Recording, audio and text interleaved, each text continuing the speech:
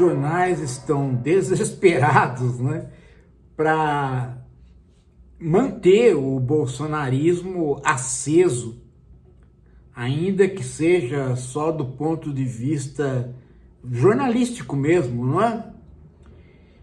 Porque é uma fonte inesgotável de estupidez que vem de jornal. Só uma pessoa muito boba não percebe que a hora que o Bolsonaro apronta mais uma burrice, há procura de leitura.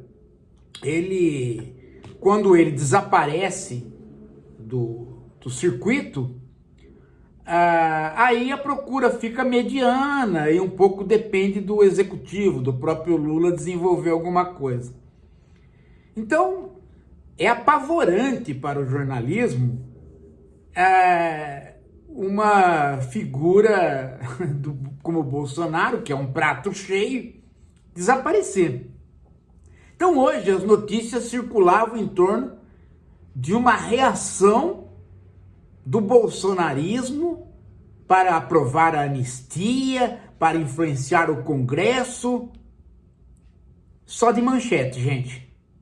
Porque a hora que você vai ver a própria notícia, você vê que não aconteceu nada. Quer ver? Ó, eu vou ler uma aqui para vocês, olha. PL e filhos de Bolsonaro articulam reação no Congresso à prisão, com nova pressão por anistia. Aí você fala, nossa, o PL está envolvido, então são vários deputados, então, né? E agora o Mota brigou com o PT, o Alcolumbre está descontente com o Lula, então, nossa, né? Não, gente, nada disso. Olha aqui a reunião, como é que foi. Aqui, ó. Houve uma reunião para discutir a estratégia.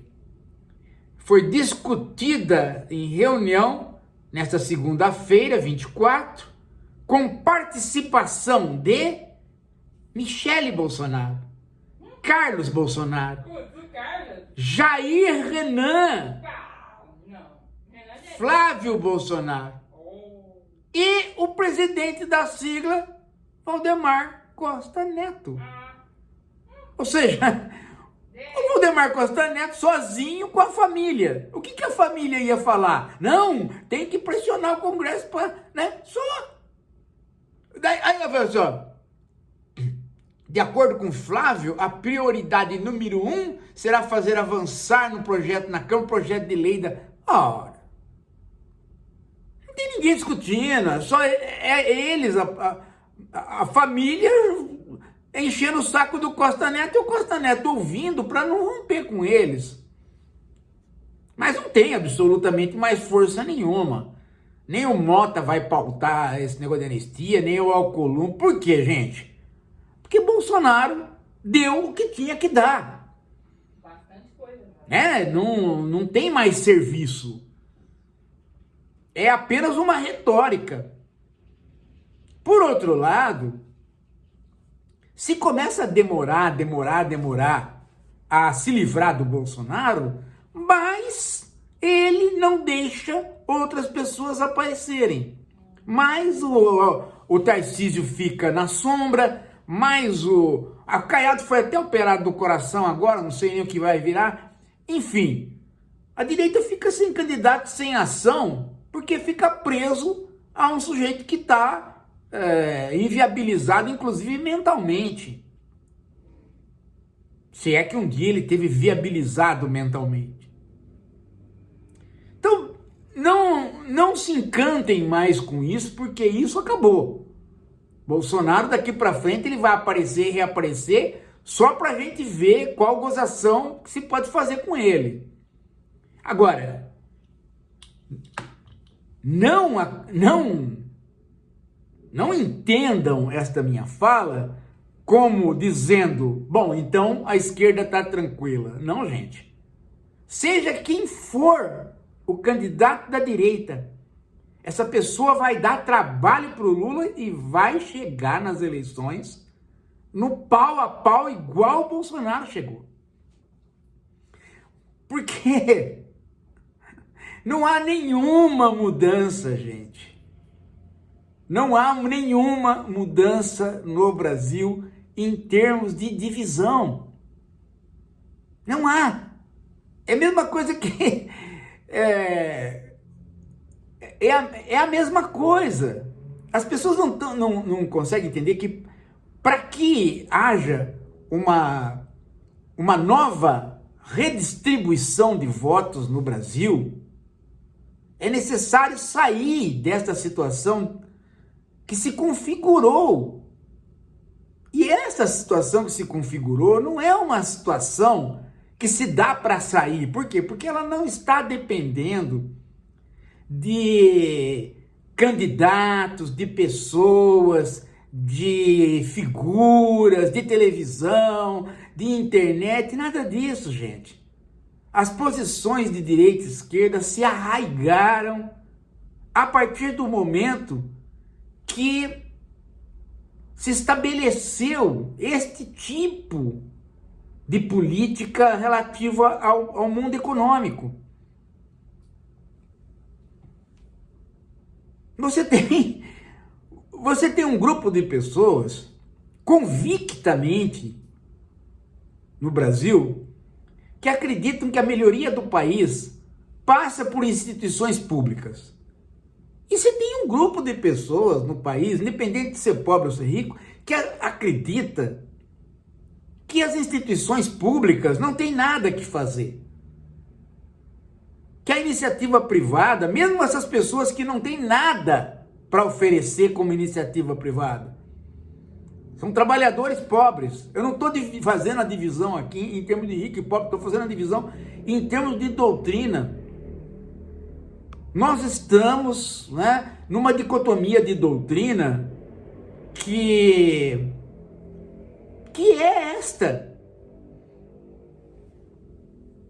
Tanto é, porque, veja, gente, essa dicotomia não é polarização, é uma dicotomia que iria se instaurar mais cedo ou mais tarde. Tá para acontecer isso e um belo dia aconteceu. Nossa democracia não é uma democracia que permita um pluripartidarismo e ele chegue ao final das eleições como pluripartidarismo. Nós há muito tempo estamos americanizando a nossa política. A própria Europa também americanizou a sua política. Ainda que o sistema parlamentar obrigue uma menor dicotomia. Mas o presidencialismo de tipo brasileiro, de tipo americano, ele vai para a dicotomia. Ele carreia todos os partidos para dois grandes blocos. E o PT está à frente do bloco democrático e de esquerda há mais de 30 anos. E os outros, e o bloco da direita se reorganiza aqui e acolá. Antes se reorganizou em torno do PRN, do Collor, se reorganizou em torno do PSDB, do Fernando Henrique, se reorganizou agora, né? Depois em torno do Aécio, agora se reorganizou em torno do Bolsonaro, mas você não tem a possibilidade de 3, 4 partidos chegarem no final das eleições contando. Não conta. Quantos votos, né, a Tebet tinha? Ela tinha 4%. É muito pouco, gente, para quem foi, né, para quem pôde negociar. Negociar com 4% é muito pouco, gente. É sinal de que a eleição realmente é uma coisa que vai afunilando para 2 partidos e chega ao ponto de alguém com 2%, 3%, 4% ser um negociador. Participar das eleições.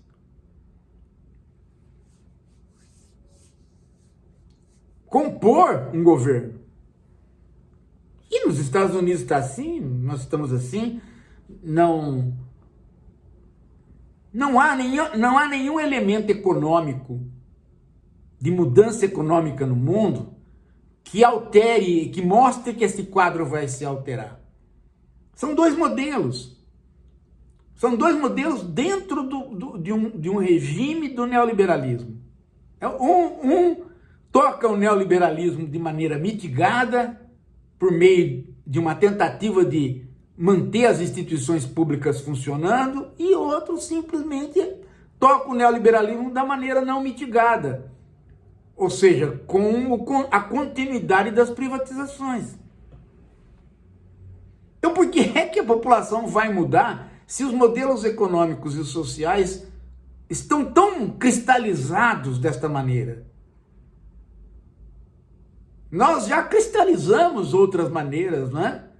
Entre socialismo e comunismo, entre social-democracia ou não social-democracia, social-democracia e neoliberalismo. Hoje não, hoje são duas posições dentro do campo neoliberal, numa disputa extremamente, como é que se diz assim, até que mesquinha às vezes. Porque é uma discussão em cima de coisas muito pequenas.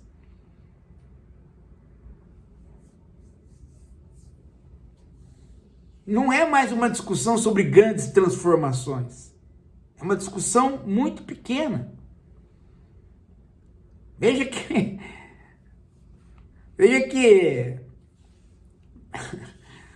as coisas se dão de maneira tão difíceis que cria-se polêmicas enormes, e quando você vai ver o resultado daquela enorme polêmica em torno de ganhos para grupos sociais diferentes, são ganhos pequenos. Isso não significa, gente, que a gente esteja parado no tempo. Não estamos. Veja, durante todo o processo da democracia brasileira de 85 para cá, só agora, com um atraso enorme em relação a outros países, é que a gente está pondo em pauta para valer a possibilidade de inverter o sistema tributário. É até uma coisa histórica de se notar. Tá indo, né? Aí você vai ver qual é a mudança. Ela é muito pequena. Faz-se um cavalo de batalha, mas a mudança mesmo é muito pequena. Esses 5 mil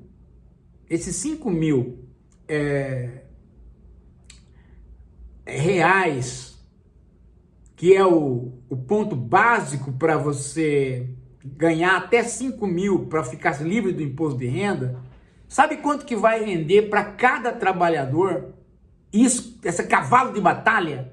Né? Se eu te contar, você vai desistir. Não dá vontade nem de contar. Vai render R$300 por ano. Esse é o ganho. Olha o cavalo de batalha para você isentar, né, um batalhão de pessoas do imposto de renda para dar R$300 por ano. Quer dizer, é uma inversão muito pequena. E assim mesmo, né, as pessoas estão dizendo que não pode cobrar dos ricos, senão eles ficam nervosos e vão investir em outro lugar, vão embora, o capital vai embora. Vai embora para onde? Para a Turquia? Só pode ser, porque é o único lugar que paga juros mais altos é a Turquia. Depois não tem ninguém mais que paga os juros que a gente paga aqui. Então ninguém vai sair daqui. Isso aqui está muito bom. Ter títulos do Tesouro Nacional, títulos brasileiros, para um país como o Brasil, que é a 9ª economia do mundo, portanto não vai falir, é um negócio, é um achado. É tão bom quanto o título americano, porque né, você não está lidando com uma economia que pode ir para o beleléu. É uma economia que é sólida. Ela pode, você falar assim, não é mais um país industrial, mas dizer que não tem uma economia, é a 9ª economia, está entre a 9ª, a 6ª, fica subindo e descendo entre os 10 maiores, então é sólido. Aí você recebe um título com um juro de 15%. Você vai para onde? Para onde você vai? Aí se você fala qualquer coisa da dívida, aparece 10 mil pessoas para dizer que você está errado.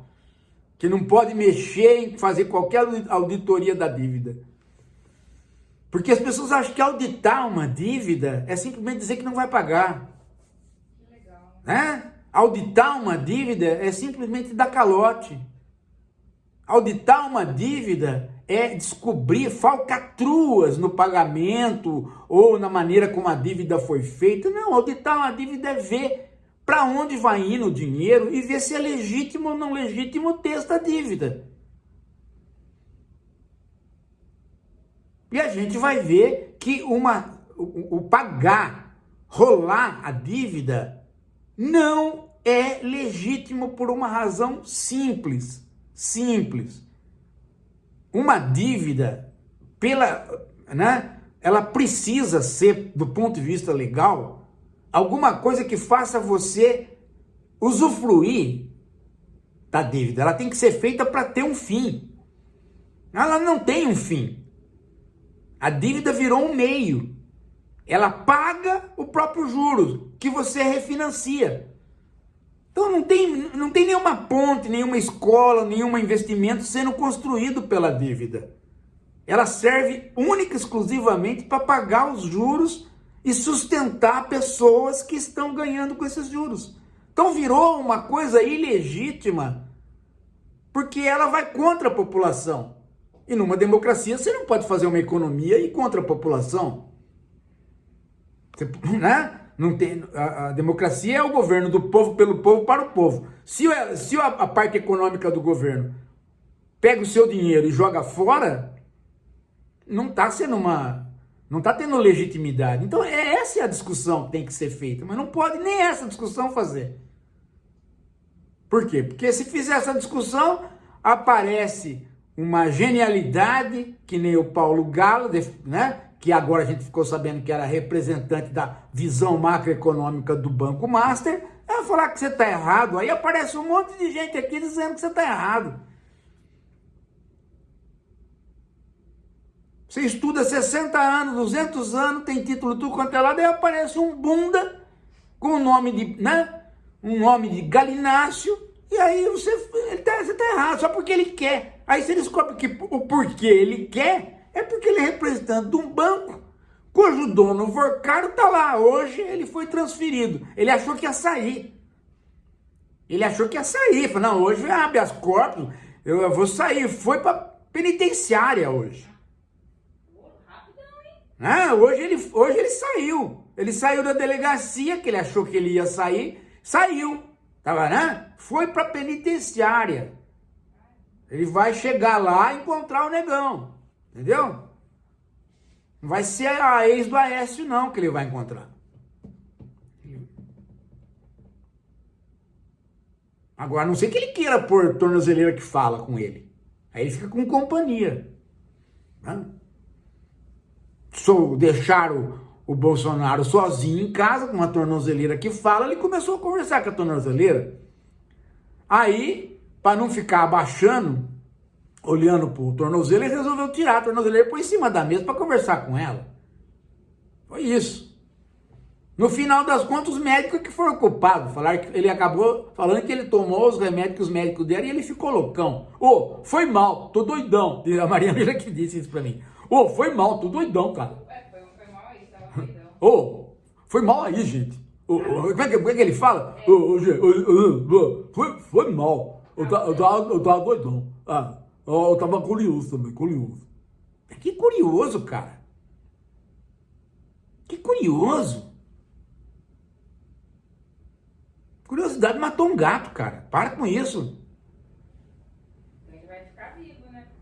Bom, o certo, gente, é que a conversa da direita, que eu estou escutando já na população, tem a ver com aquele artigo do Pondé, que quando um cara da classe média fala alguma coisa no jornal, logo passa de 1, 2 semanas, a coisa começa a andar na população. não o artigo, mas você percebe que é uma coisa meio organizada, né? Você percebe que a direita ela se organiza, né? Ela vai se organizando, às vezes praticamente sozinha. Vem uma ideia, um pega, outro pega e eles vão. Então tá uma conversa que é o seguinte, né? Falar que todas as cidades do Nordeste que votaram no Lula são sede de facção. Sério, gente. Sério. Não é o Rio de Janeiro. São cidades do Nordeste onde se votou no Lula. Então o Lula é o chefe dessas facções todas. Tá? E o Pondé tinha, né? Ele tinha feito artigos nesse sentido. Da conivência do PT com facções. Então, aquela converseira, né? Aquela converseira que a gente já conhece. A gente sabe muito bem que é justamente o oposto, né? Que é a família do Bolsonaro, que tem trânsito em Rio das Pedras e sempre foi miliciano. Família, tio, todo mundo. Até a gente sabe. Mas já começou esta coisa na população mais pobre, já começou a converseira, né? Converseira. E como é uma população que perdeu a sua condição sindical, e ela está pulverizada, meu amigo, porque antes você tinha o quê? Você tinha um operariado sindicalizado que vivia junto na fábrica. Então quando começava essa converseira, né, o barbeiro, o taxista, o cara do pequeno comércio, né, essa classe média baixa, quando ela começava com esta propaganda de direita no passado, ela sempre chegava no final do dia, alguém da classe operária, da família, chegava do serviço. Dava um pedala-robinho. E já dava um pedala-robinho nessa gente. Agora acabou, gente. Agora quando acaba o dia, o taxista tá sozinho. Quando acaba o dia, o barbeiro tá sozinho. Quando acaba o dia, o dono da vendinha tá sozinho. Tá? E não tem mais a vinda do filho ou do irmão, do tio, da fábrica, onde o sindicato politizava. Então ele fica sozinho. Quem politiza ele são os meios de comunicação. O sindicato não apita mais nada. Então isso dá uma força enorme para a direita e dá uma força enorme para quem manipula a mídia. Você não tem mais o contraponto. Antigamente você tinha o contraponto. Antigamente era fácil fazer política da esquerda, porque era só você, né, trabalhar dentro o próprio sindicato fazia, por ele próprio. Me lembro como aqueles programas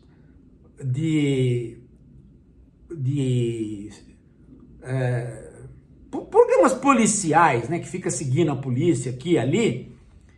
Então, você tinha sempre um aposentado que ficava em casa, escutando isso. O cara ficava falando abobrinha. Quando chegava a noite, ou o filho mais velho, ou um cunhado, ou às vezes a própria esposa na fábrica, chegava, já dava a visão do sindicato, já calava a boca do cara. Não é nada disso, para de ser tonto.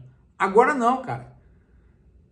Agora essas pessoas chegam, mas elas chegam também de situações onde elas chegam de situações parecidas com aquela que o cara conservador dentro de casa tá ouvindo.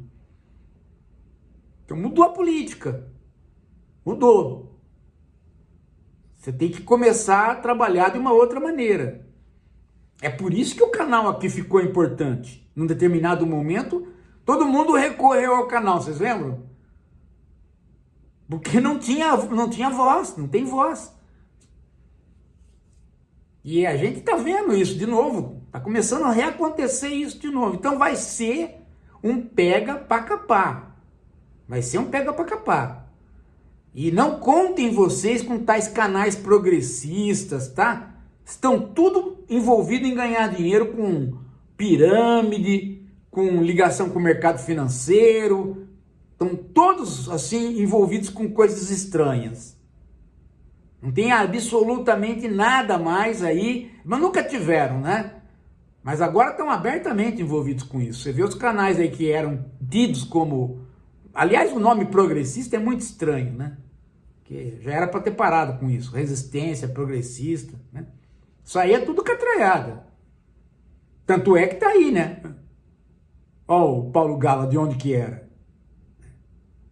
E vou falar de novo. Gente, National Kid é... Vocês sabem que o National Kid é um herói de imitação do Superman, né? Do Super-Homem, né? É uma tentativa de herói fajuto. Então, toma cuidado, hein? Porque quando o cara começa a aparecer em tudo quanto é lugar, você desconfia. Fala, pera lá.